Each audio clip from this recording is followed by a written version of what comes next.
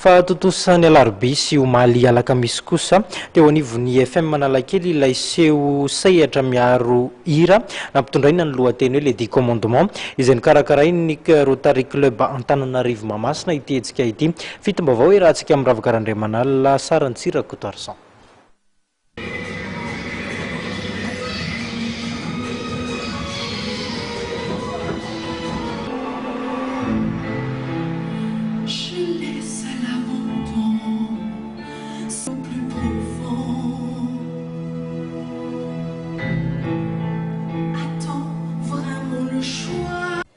Fahombiazana tanteraka ilay seho sehatra miaro hira nampitondraina ny lohateny le 10 commandement notanterahana nandritra ny roa andro teny amin'ny IFM Analakely.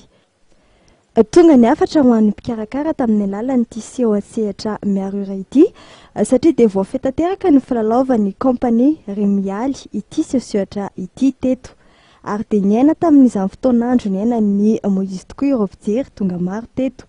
Ity seho sehatra miaro hira ilay 10 commandement ity raha teo moa dia mitantara ny fiainan'i Moïse nanomboka tamin'ny fahaterahany ka hatramin'ny famonoavalan'Andriamanitra ireo dito folo. C'est la vie que le ciel m'a confiée.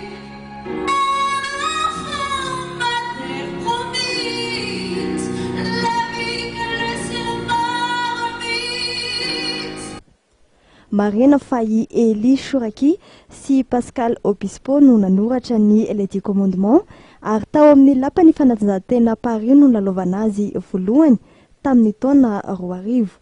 Notazon'ny kompania Remialy ireo torolalana fototra tamin'ity tantara ity saingy nampiain'izy ireo kosa ny singa mampiavaka ny kompania eo amin'izay sehatra filalaovana ny tantara sehatra izay sy ny dianko.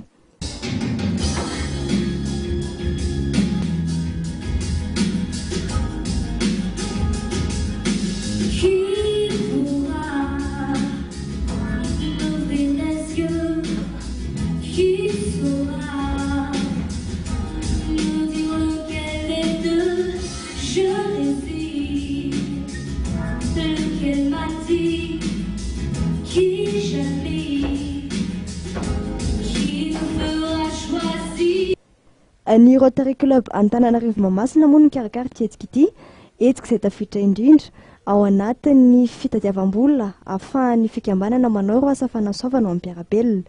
Isany amin'izay ny fanampiana ny kilasy Asama miisa 9, ny fanamboarana lavadrano miisa 20 ary ny fanohanana ireo mponina any ambanivohitra mba ahatonga azy ireny ahaleo teny ka isan'ny tena atoerana iasan'ny fikambanana amin'izao fotoana izao moa ny eny amin'ny fariparitry ny Itasy iny.